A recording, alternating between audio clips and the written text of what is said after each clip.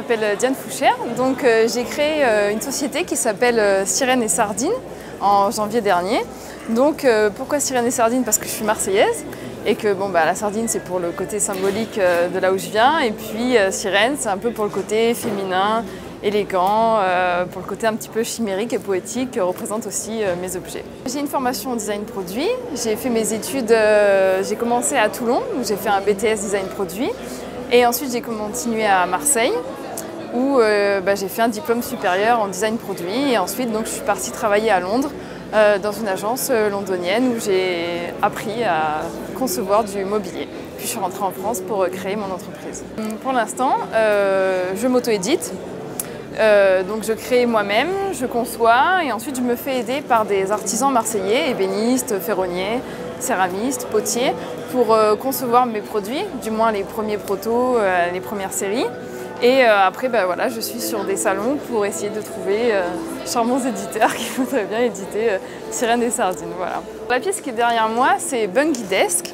Donc c'est un bureau que j'ai créé parce que c'est un petit peu la petite anecdote du bureau. Je suis une fille assez désorganisée dans la vie et je ne classe pas, je ne range pas de manière très stricte. Du coup, j'ai créé un bureau avec ce système de sando élastique où je viens ranger un petit peu de manière aléatoire toutes mes affaires. J'appelle un petit peu cette mode l'esthétisme du bazar, parce que c'est une manière un peu rigolote de ranger quand on n'est pas très organisé. Cette série de tabourets et tables basses s'appelle la série Arête, parce qu'elle est basée sur un design d'arête.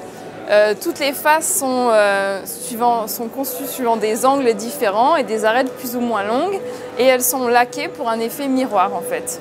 Bon, c'est un style laqué, arête. On appelle souvent ces tables silex, alors ça ressemble un peu à des silex, mais moi c'était plutôt le côté diamant que j'avais envie de faire ressortir sur ces tables. C'est de la tôle d'acier qui est découpée au laser, pliée et soudée, et assemblée avec un piétement qui est aussi soudé. Alors cette pièce, elle s'appelle la Maison Perchée. C'est un petit clin d'œil poétique, et un petit clin d'œil à l'enfance. J'aime tout ce qui est maison de poupée, cabane à oiseaux. Du coup, j'avais envie de créer une liseuse, une petite lampe de chevet avec une lumière assez tamisée qui servirait aussi de bibliothèque. Donc c'est un meuble assez poétique qu'on pose dans sa maison et où on vient faire partager ses livres, s'asseoir à côté, bouquiner un petit peu. Et le côté pilotis est aussi apprécié par les enfants que par les adultes, donc c'est un meuble un peu unisexe et uniage, quoi.